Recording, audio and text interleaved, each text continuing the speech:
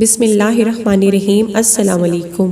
10 محرم الحرام کو امام حسین علیہ السلام کی شہادت کے بعد آپ کے سر مبارک سے کیا معجزے ہوئے اور امام حسین اور بیبیوں کو کہاں لے جایا گیا، ان سوالوں کے جواب اس ویڈیو میں دیے گئے ہیں، تو ویڈیو کو مکمل دیکھیے۔ جب کربلا میں نواز رسول کا سر کاٹا گیا تو ایک کوہرام برپا ہو گیا، زمین سوگوار ہو گئی، سورج کو گرہن لگ گیا اور آسمان سرخ ہو گیا، بیت المقدس کی زمین سے خون ابھر آیا، خانہ کعبہ ہلنے لگا، رسول پاک صلی اللہ علیہ وآلہ وسلم کی قبر مبارک سرخ ہو گئی، یزید کا محل ہلنے لگا، فوج یزید ڈر بھی رہی تھی لیکن دولت کی لالچ میں وہ ان تمام اللہ کے معجزوں کو درگزر کر رہی تھی۔ سر حسین جب نوکے نیزے پر آیا تو اللہ کی حمد و ثنا کرنے لگا، قرآن پاک پڑھنے لگا، اللہ کا شکر ادا کرنے لگا، اور ہائے امام حسین علیہ السلام کٹے ہوئے سر سے سب دیکھ رہے تھے کہ ان کی بہنوں بیٹیوں کے سر سے چادروں کو لوٹا جا رہا ہے، ان کے خیام کو جلایا جا رہا ہے، وہ اللہ کو گواہ بنا کر اللہ کی مرضی پر راضی ہیں، اور پھر رسول اللہ صلی اللہ علیہ وآلہ وسلم کی نواسیوں کو قیدی بنا کر امام حسین علیہ السلام کے کٹے ہوئے سر کے ساتھ کوفہ اور شام کی طرف لے جایا گیا،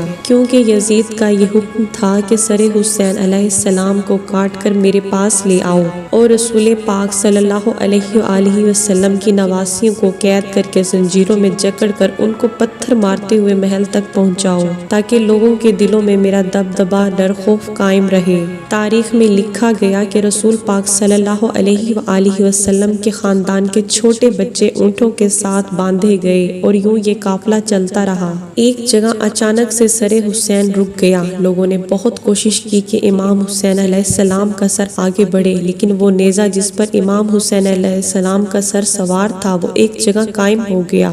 شمر نے امام سجاد سے پوچھا کہ تمہارے بابا کا سر آگے کیوں نہیں بڑھ رہا، تو امام سجاد نے امام حسین علیہ السلام کے سر مبارک کو دیکھا تو سر سے آواز آئی، بیٹا سجاد، بی بی سکینہ اونٹ سے گر گئی ہے، ان کو لے آؤ، اس کے بغیر یہ منزل ادھوری ہے۔ تاریخ نے لکھا جو رسول اللہ صلی اللہ علیہ وآلہ وسلم کے خاندان کے چھوٹے چھوٹے بچے اونٹوں کے ساتھ باندھے گئے تھے، ان میں سے جو بچہ گرتا جاتا وہ اونٹوں اور گھوڑوں کے پاؤں کے نیچے پامال ہو کر شہید ہو جاتا۔ آج بھی ان شہداء کی قبریں کوفہ اور شام کے رستے میں بنی ہوئی ہیں۔ قافلہ چل ہی رہا تھا کہ اتنے میں بارش شروع ہو گئی۔ یزیدی فوج نے دیکھا کہ آس پاس تو کوئی شہر ہی نہیں، دور ایک گرجا گھر ان کو نظر آیا، وہ اس کے قریب گئے اور کہنے لگے ہم وقت کے حاکم کے فوجی ہیں، ہم ایک رات یہاں آرام کریں گے۔ اس چرچ کے پادری نے جب اس قافلے کو دیکھا کہ بے پردہ بیبیاں ہیں اور ایک نورانی چہرے والا قیدی بیبیوں کے ساتھ زنجیروں میں جکڑا ہوا ہے اور تمام سر نوک کے نیزے پر سوار ہیں،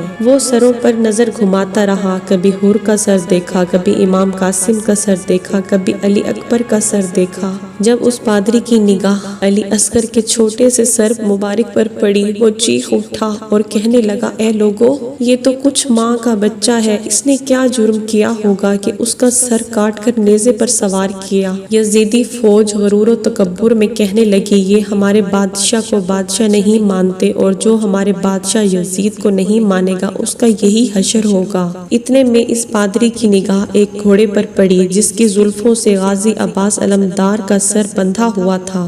وہ حیرت سے پوچھنے لگا اے لوگو، اس مبارک سر کو گھوڑے کے زلفوں سے کیوں باندھا ہے؟ شمر کہنے لگا یہ علمدار عباس کا سر ہے، اس کو نیزے پر سوار کرتے ہیں تو اس پر رکتا نہیں، تو ایسے گھوڑے کے زلفوں سے اس کو باندھا ہے۔ یوں سر کو دیکھتے دیکھتے جیسے ہی اس پادری کی سر حسین پر نگاہ پڑی وہ زاروں قطار رونے لگا۔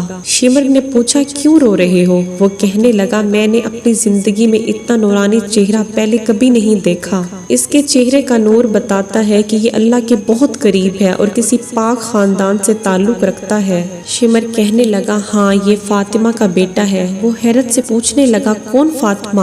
شمر نے کہا فاطمہ بنت محمد۔ وہ زمین پر بیٹھ کر چیخنے لگا اور کہنے لگا محمد رسول اللہ کی بیٹی؟ شمر نے کہا ہاں۔ وہ حیرت سے کہنے لگا اے بدبخت، یہ تو تمہارے رسول کا نواسہ ہے، تم نے انہیں ہی قتل کر دیا۔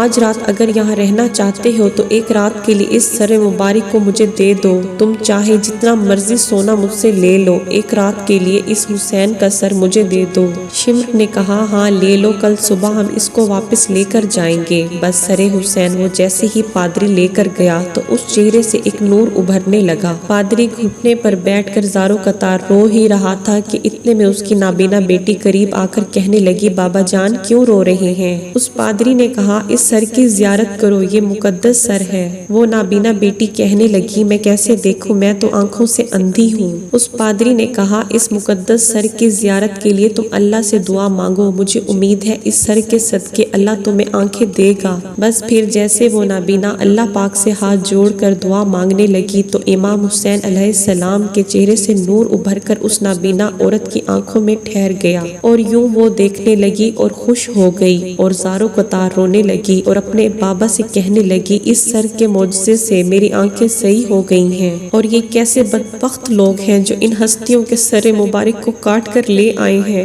پھر وہ باپ بیٹی ساری رات روتے رہے، آخر رات اختتام کو پہنچی۔ اس پادری نے بہت کوشش کی کہ سر حسین کو ان ظالموں کو واپس نہ کرے، لیکن یزیدی فوج نے ان پر ظلم کر کے سر کو واپس حاصل کر لیا اور رسول پاک صلی اللہ علیہ وآلہ وسلم کے خاندان کو قید کر کے امام حسین کے سر کے ساتھ شام کی طرف روانہ ہو گئے۔ سلام ہو یا رسول اللہ صلی اللہ علیہ وآلہ وسلم کے نواسے کے مبارک سر پر، سلام ہو ان پاک ہستیوں پر جو کائنات پر حکومت رکھتے ہوئے بھی انسانیت کی بقا کے لیے ظلم سہتے رہے۔ آج کی ویڈیو پسند آئی ہو تو لائک، سبسکرائب، شیئر کر دیں۔ ملتے ہیں نیکسٹ ویڈیو میں، تب تک کے لیے اللہ حافظ۔